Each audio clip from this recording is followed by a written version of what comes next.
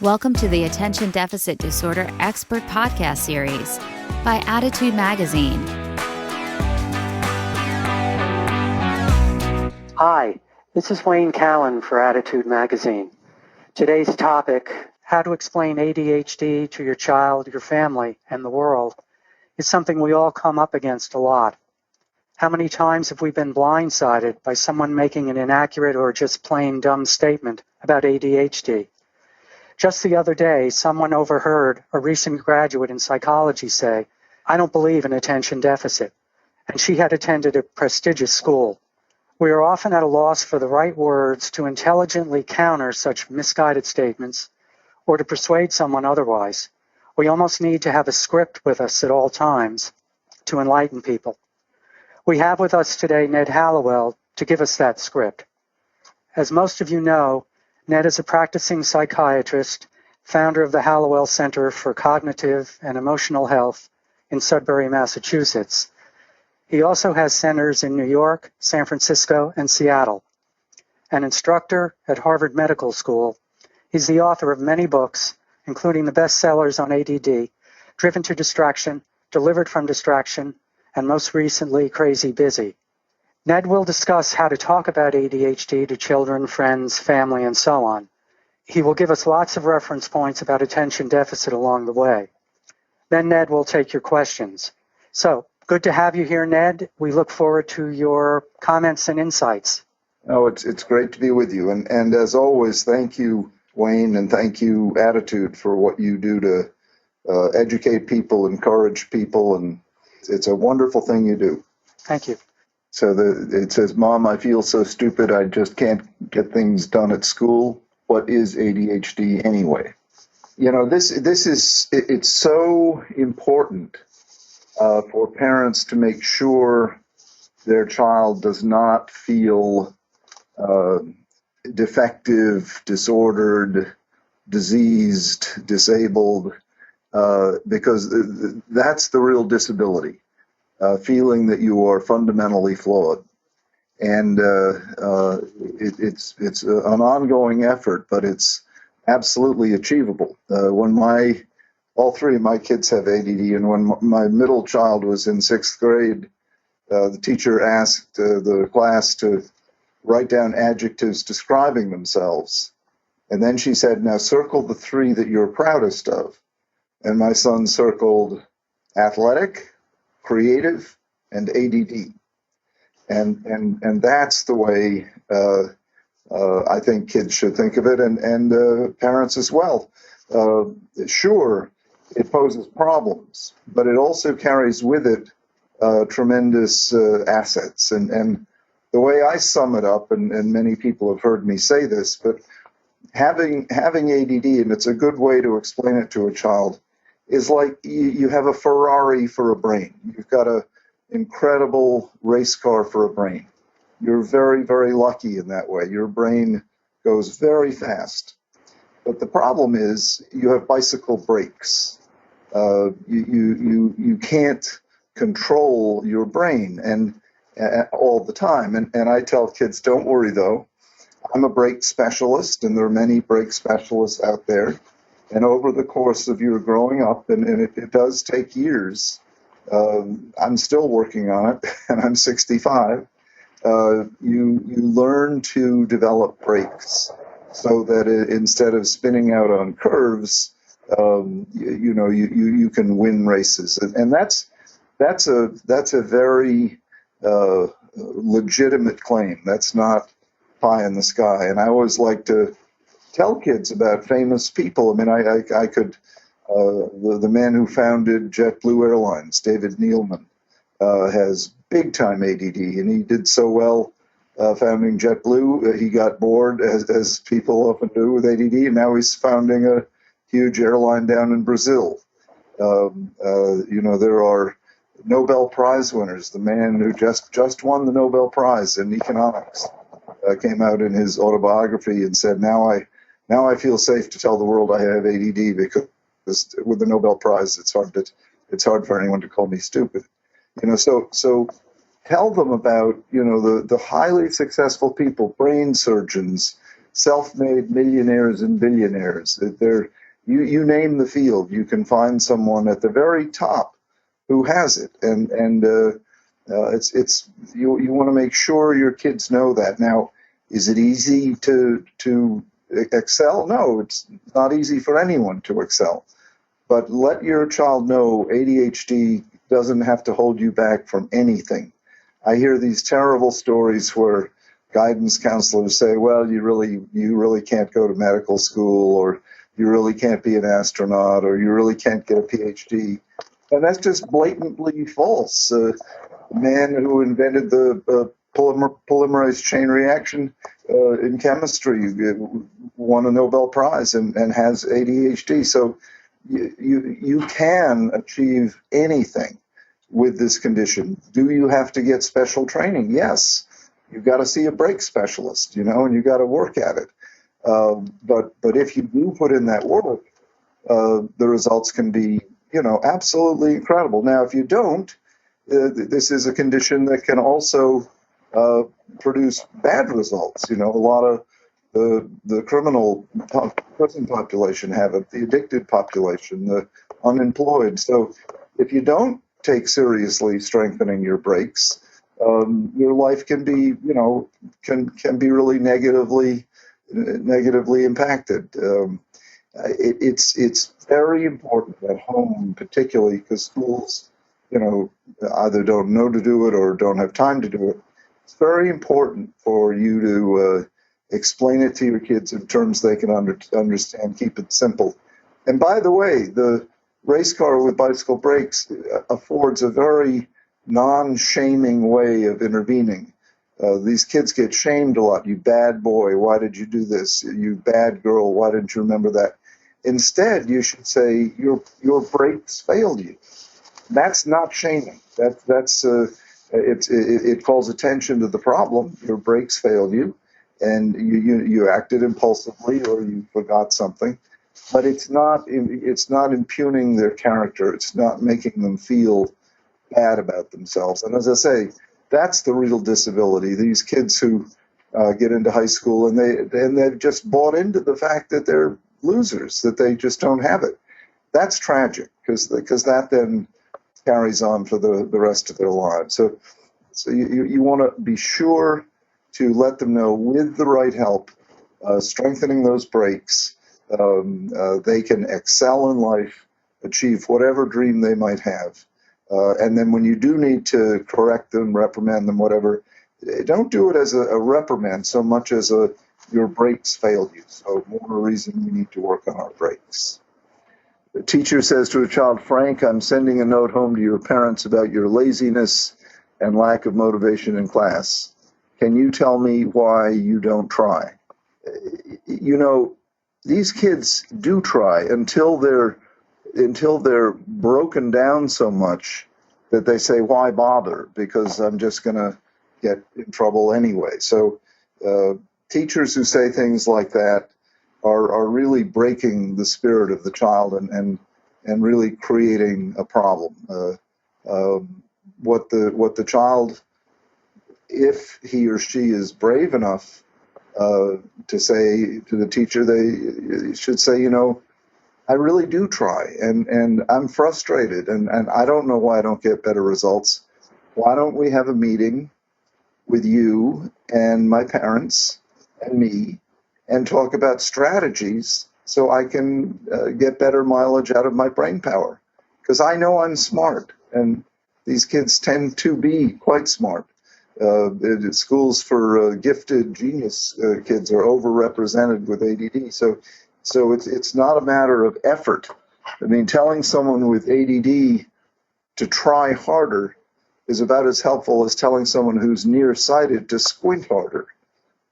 Squinting helps a little bit, but there's a lot of better ways. I mean, effort always matters. Effort always counts. Trying hard always will help, but that's not the whole story. And teachers who come down on kids that way, they may be well-meaning. They may think the kid needs a kick in the pants, but 9 times out of 10, it'll be very counterproductive, demoralize the child, demotivate the child, make the child hate school, and indeed try less hard. Much better to have a conversation with parents, with child, often with someone like me, some expert in the field who can explain it to everybody and get it out of the realm of punishment and lectures and these kinds of very non-productive interventions, and into the realm of education. What can we do differently to get a better result? What can we, where do you study? Under what conditions do you study? For example, there's a wonderful website called focusatwill.com, and it has music specifically constructed to filter out the interesting parts. And so you put on the headphones, and the music engages that part of your brain that would otherwise be distracting you. And I've had kids who couldn't write papers put on those earphones. The next thing you know, they're writing the papers because they can focus better. It's a really brilliant, and it's not expensive. I can't remember what it is, a few dollars a month. But focusatwill.com is just one example of a strategy. Another strategy is working with a coach. Another strategy is just getting one-on-one help from the teacher after school. One thing you don't want to do is hold them in for recess, because they really need that physical exercise. As my friend John Rady has pointed out in his wonderful book called Spark, exercise is one of the absolute best tonics for your brain that we've got. Every time you exercise, your brain just loves it. It bathes in oxygen and hormones and peptides and all kind of things that just promote optimal brain function. So get away from that, what I call moral diagnosis. You're not trying hard enough. And instead get into managing your studying smart. It's a matter of not just working harder, but working smarter. These questions, whoever came up with them knows the field very well, because these are what's tossed around all the time. Mm-hmm. A coworker says to an adult diagnosed with ADHD, "I just don't believe in ADHD. It's just an excuse for bad behavior in kids and adults." Well, what I say, ADHD is not a religious principle. It's not a matter of believing in it or not. It's a very well-defined, well-researched syndrome. It's like saying, "I don't believe in red blood cells," or I don't believe in the circulation of the blood. There was a time where we didn't know there was a circulatory system, and people thought the blood you just filled your body up with blood like a bucket. And then along came a guy named Harvey, and he demonstrated the circulatory system. There was a time where surgery was performed by farmers who'd come in, fresh from plowing the field, manure all over their hands, and they'd amputate a leg. And we didn't know anything about germs and bacteria, and we wondered why they died. I mean, this thing about believing in if you want to believe in something when it comes to health, believe in science. Don't believe in the internet. Don't believe in rumor. Don't believe in, the kid down the street took Ritalin and he became weird. Believe in science. Turn to experts who know what they're talking about. Don't turn to the zealots. Don't turn to someone who says, Ritalin is the scourge of the devil, or the opposite extreme, Ritalin will fix everything from dandruff to, club foot. I mean, you want to find people who understand the medications, the physiology, the pharmacology, but also the psychology, and you really need a multimodal approach. As for convincing them, I don't like to get into arguments. I like to provide them with the information, provide them with the science. Probably the the most informed man in the world on ADHD is Russell Barkley, and any of his books will give you all the science you could possibly want. That we have evidence of this from MRI, we have evidence from twin adoption genetic studies, we have evidence from metabolic studies using PET scans. We certainly have tons of just behavioral observation evidence before and after treatment. It's no longer a debatable point. When I first started learning about ADD back in 1981, it was people debated, is this real or not real? Well, now we know it's real. And to say it isn't real is sort of like saying, the world is actually flat, or there never were any dinosaurs. It's just grossly and obviously wrong. Okay, a relative says to a parent raising a child with ADHD, "Don't you think it's time to get tough with David? He acts up all the time when we're over at your house. It's a discipline thing." Well, the answer to that is, if it's a discipline thing, the discipline solution has been tried for thousands of years. These were the battered children. These were the kids who got beaten, spanked, whipped, whatever you want to call it, several times a day. And it had nothing but negative impact. If that were going to work, it would have worked. We've done the experiment, unfortunately, with millions, tens of millions of children, or probably hundreds of millions of children. And we've destroyed them. We've ruined them.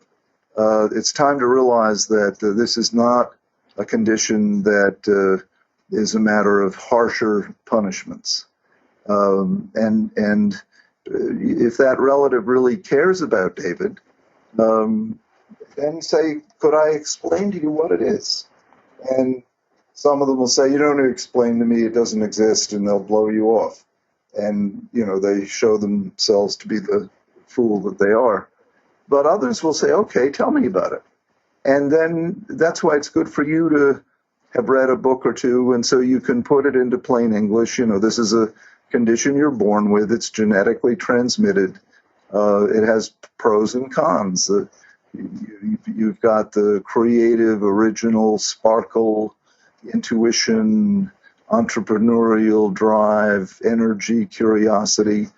But then you've got problems with inhibition. You do things impulsively, you say things impulsively, you sometimes can't sit still, sometimes you go off on tangents, you interrupt, you can be socially awkward, inappropriate, and that's what you need help with.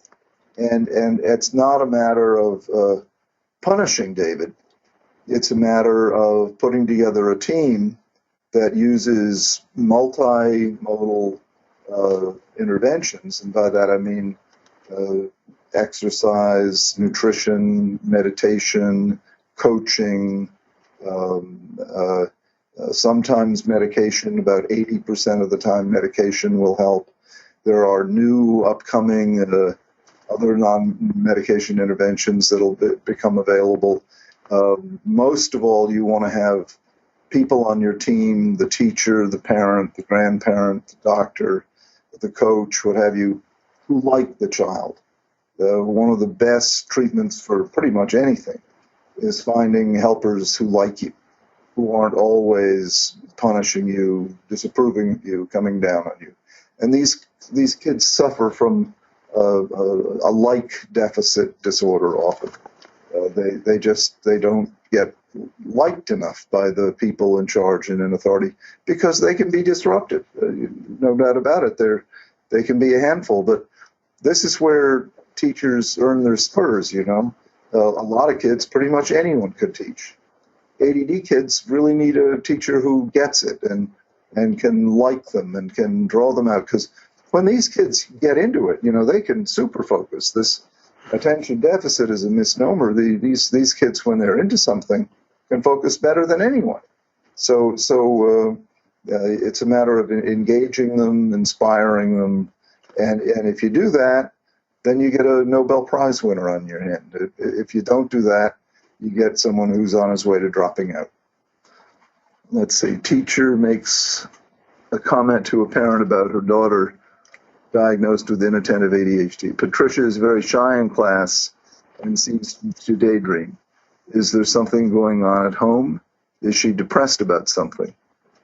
Well, that's a perfectly reasonable question, and it's good the teacher can ask. Often around these issues, teachers are reluctant to ask, and indeed, a depressed child can look like a child with inattentive ADD. So it's worth exploring that, and that's a very fair question. But if you take a careful history, then the parent can say, no, she's not depressed. She gets home, she's happy, she's playing, she has friends. She's just quiet in class, and that's because and by the way, the girls are the ones who get diagnosed the least because they're not disruptive. They tend not to be disruptive. They don't overturn chairs and throw spitballs and trip the kid up who's walking past them. They sort of sit in the back of the room, staring out the window, twirling their hair with their finger and counting the specks of dust in the shaft of light coming in. And you have to ask them, what is it like to be in the classroom? And they'll say, oh, it's fine. I'm almost never there, because they're off in their own world.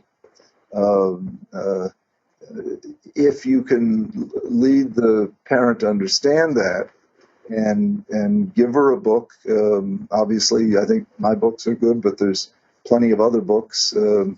My books are very user-friendly, driven to distraction and delivered from distraction. So they're usually books that parents can get and understand, and then work with the teacher.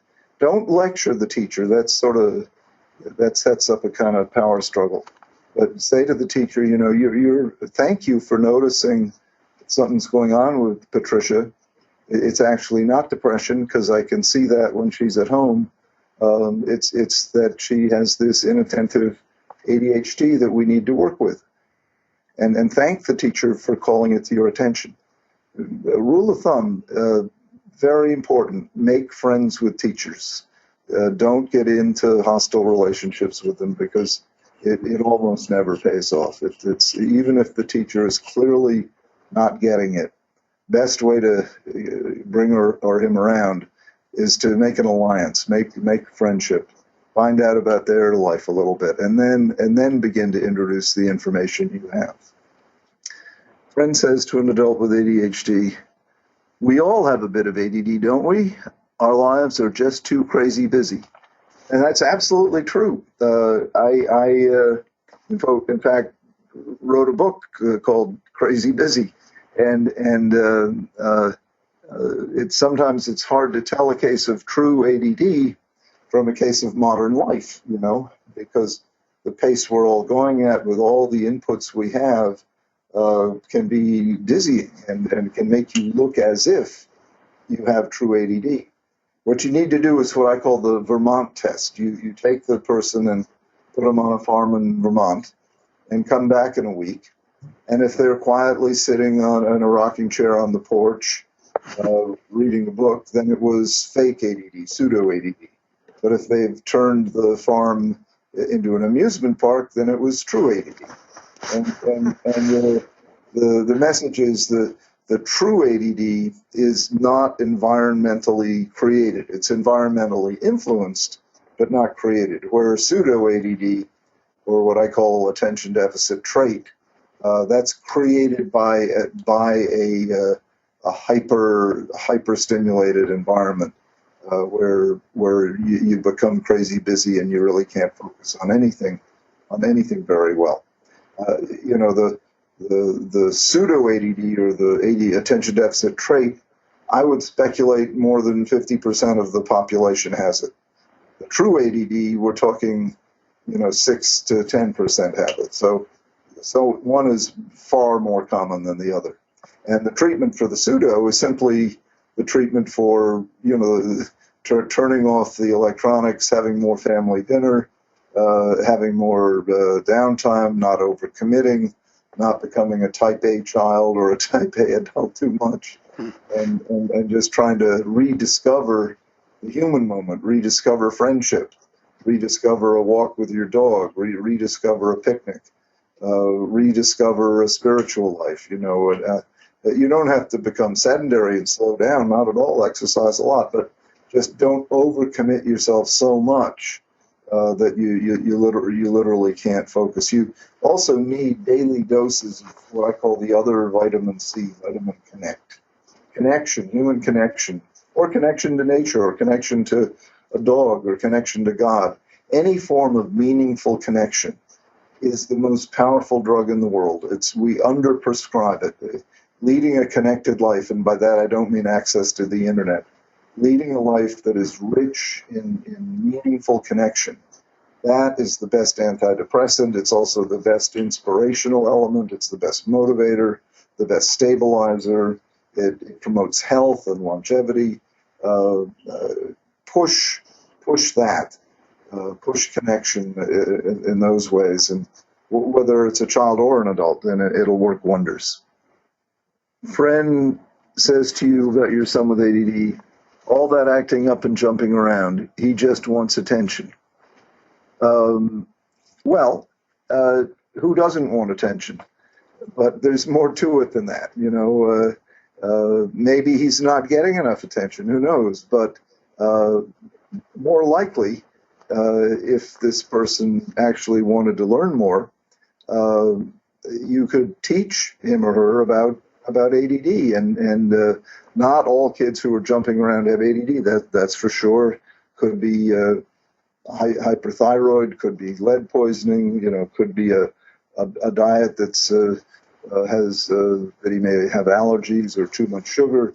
So there are other reasons, but it's usually not simply that he wants more attention.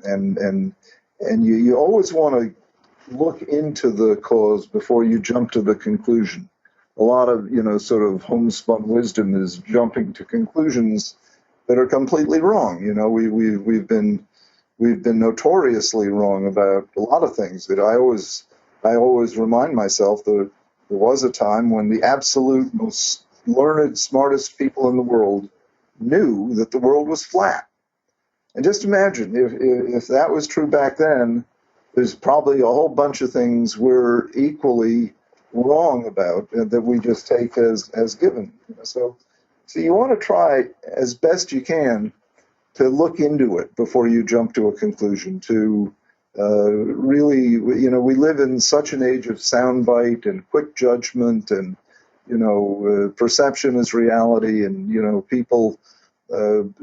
They make a judgment with almost no facts at hand at all, and do tremendous damage. So the kid who needs help never gets a fair diagnosis and never gets the help he needs. And he suffers because if you're jumping around all the time, you're not going to do that well in school, and you're going to not be all that popular, and a lot of damage gets done because time marches on, and you can't go back and relive those years. Try to be thoughtful. Try to find reliable experts. Talk to other parents. Talk to the teachers who you respect and who are experienced, and get to the bottom of it before you jump to a conclusion. Non-ADHD spouse says to her husband, "You can focus on fixing the computer, but you can't spend more than 5 minutes doing a little painting in the bathroom." And, honey, I have what's called ADHD. And you don't want to use that as an excuse. You can't say to the IRS, well, I have ADHD and therefore I don't have to pay my taxes. But it is an explanation. And, so you develop a system so you will pay your taxes. Or with your spouse, maybe sit down with a counselor who can first of all explain ADHD so it's not seen as a moral failing or a kind of narcissism or being lazy or selfish.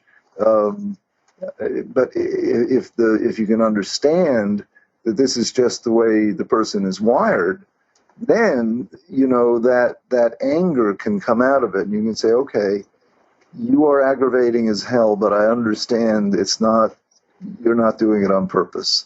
So then let's set up a system where you can do what you're good at, and I'll do what I'm good at, and we'll divide the stuff that neither one of us is good at. And that's sort of what, good marriages are all about.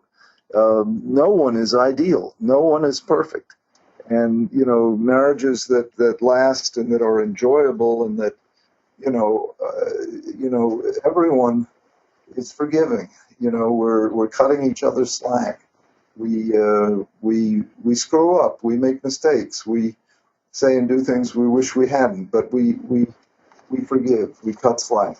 And in the case of ADHD, the way to learn how to cut that slack is to get educated. Learn that this is not a moral failing. It's not a character flaw. It's brain wiring. And then you engineer your lives so that the ADD person can do the things that he or she is good at doing, and vice versa. Otherwise, what usually develops is a kind of parent-child dynamic where the non-ADD spouse feels like the parent and the ADD spouse feels like the child. And that's very anti-romantic. It just makes for a distancing and a tremendous amount of resentment. So it's good to see a counselor who can reframe it for you, put it in sort of neurological terms rather than moral terms, and help you rediscover the love you felt when you got together in the first place. Best friend says to a parent raising an ADHD child, "You're medicating your child at his age? I can't believe you're doing that. Big mistake. Just lay down the law and make sure you give him consequences." And if you like this friend and it says best friend, then you'll take it seriously and you won't just say, well, it's none of your business. If it's your best friend, you say, you're my best friend, and I really need you to understand what's going on here. Please give me, the time to explain it to you. And then explain to her or him what ADHD is, what medication is, the amount of research that's gone into validate the use of these meds when they're used properly are very safe and effective. They've been around since 1937. There have been over 100 studies on them. Can they be misused? Yes, they can be misused. But when they're used properly, they're a godsend. They work like eyeglasses. They help you focus. And giving a child a medication, at age 6, we give penicillin at age 6. We give aspirin. We give any number of meds at age 6. So I don't see why the stimulant should be considered, some special medication that's off limits for kids who are, say age 6. Indeed, they are very safe, and as long as they're used properly, and you just get in the hands of a good doctor, and they can work wonders. But don't let this ruin your relationship with your best friend. You've got to say, look, we love each other. You've loved each other for a long time. Please let me explain to you what this is all about, because most people don't get it because the internet is full of misinformation and the press often misrepresents it. And I don't want this to be a impediment in our relationship. And you have the truth on your side. I mean, you're doing your best for your child, and you want your best friend to know that. I mean, obviously, I wouldn't do something to my child that was dangerous or was going to cause harm. And then let me explain to you the science behind it.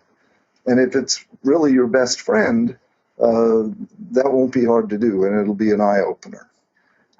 Acquaintance says to you at a cocktail party, "Why wasn't there any ADHD when I was growing up? Why is there so much of it around now?" 2 words: pharmaceutical companies. Yeah, there's this great notion out there that the pharmaceutical companies have created the condition and are marketing it to beat the band. And certainly pharmaceutical companies do marketing, and they can be pretty manipulative. But the fact of the matter is, we're very lucky to have these medications available. The reason it wasn't around when I was growing up is the research hadn't been done. It's the same reason, we discover new medical conditions all the time. The research hadn't been done. When I was a kid, there were four diagnoses, smart and stupid and good and bad.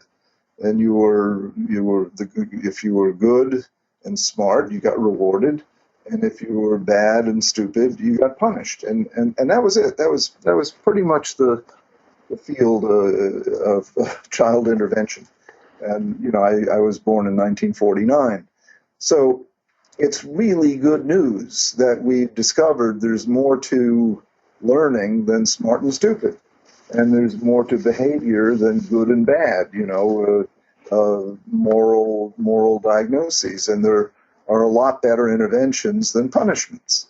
And the brain science that has just exploded, the decade of the 90s is often called the decade of the brain. That's a blessing that we should all get down on our knees and thank God for. I mean, these children, like I said, they were the battered children, and then and the adults, they were considered the refuse and the losers, and it was a terrible thing that these children and adults as well were kind of put in a dungeon and with no way to get out. And then the light of science shined in, and we saw that this was not a matter of moral character, and it was a matter of brain wiring, of genetically transmitted, kinds of brains, and they're really the kinds of brains that colonize this country. Who in the world would get on a boat in 1600 and come over here? It took a special kind of person, an entrepreneur, a dreamer, a pioneer, a discoverer, an inventor. That's ADD. So we have a lot of it in our gene pool. It's not like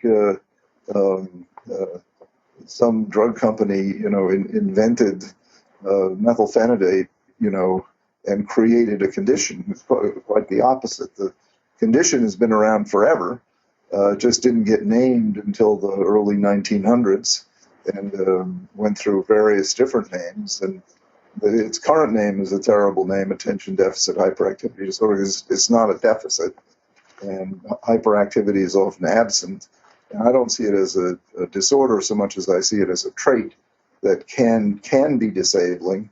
It can also be very enabling, very, very useful if you manage it properly. We just have the biggest job we have to do now is to educate, not just about ADD, but about all mental health conditions. There's still a lot of stigma around depression, around bipolar disorder, all of these. You don't see Hallmark get well cards, I hope you get over your depression soon, that sort of thing. They're still shrouded in stigma, and that's why things like what Attitude is doing is so important. We need, because this is good news. This is all good news. ADD is a good news diagnosis, because once you make the diagnosis, things can only get better. This diagnosis can change a life dramatically for the better. My oldest patient was 96 years old, and he said the treatment allowed him to write the book he'd been wanting to write his whole life long. So I've seen marriages saved, careers saved, kids saved in school. I mean, it's if you make the diagnosis properly, and you have a multimodal treatment plan. Remember, there's a lot more to it than just medication. And you follow along for years, you can bring that person to a glorious, successful life. And if you dismiss it, don't believe in it, quote unquote, stigmatize it, then you can ruin that person's life. So it's very high stakes. And the good news is now we have the science behind us. We don't have to talk about believing in it or not. We can point to data and studies and and really factual interventions based on facts. Well, that was a great presentation, Ned. Really, quite enlightening. But as you would imagine, there are loads of questions here. So I'd like to get this first one to you. What do you suggest my 10-year-old son says to his friends if they ask him why he takes medicine, or if they ask him about his ADHD? I have heard him say, "I take my meds so I don't get mad and hit you." I don't think that is the best answer. Do you have any words for him? I think that I love him already. I agree. I would not advise him to say it, but I love him for thinking it. No, I think he should say, for the same reason people wear eyeglasses. I have trouble focusing sometimes, and the medicine helps me focus the way other people's eyeglasses help them focus. It's a very accurate, but also stigma laden response. Mm-hmm. And then he can say, "And if you ask me again, I'll hit you."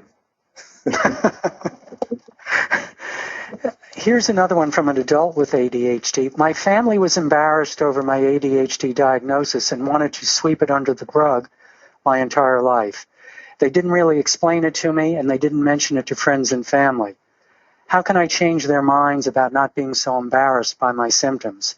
How can I talk with them about ADHD? Well, this is a common and very non-soundbite answer question. She has to engage in an ongoing dialogue. If they're willing to read a book, that's great.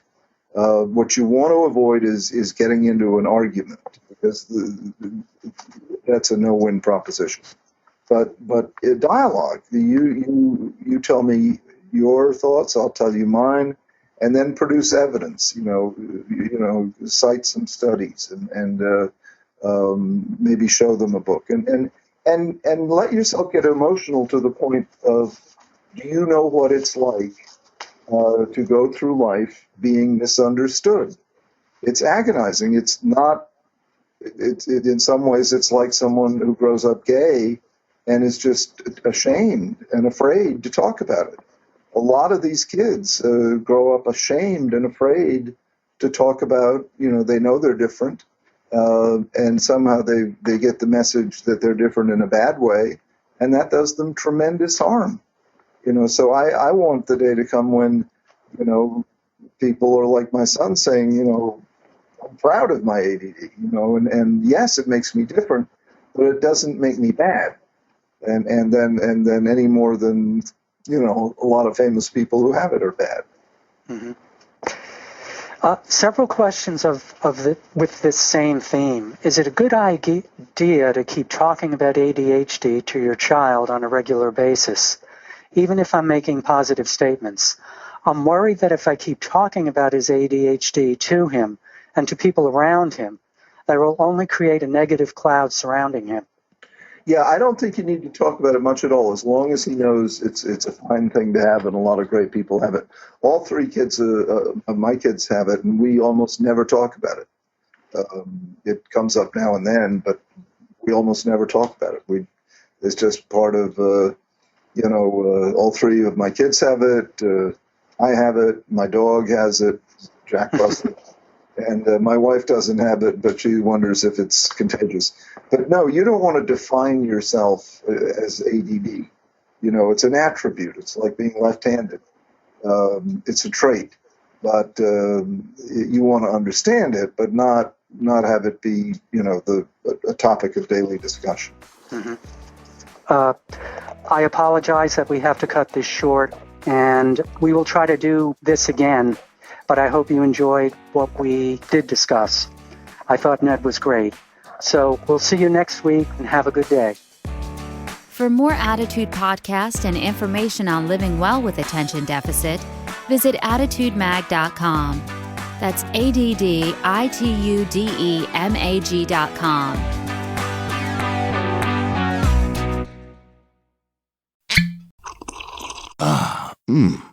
The first taste of rare bourbon you finally got your hands on.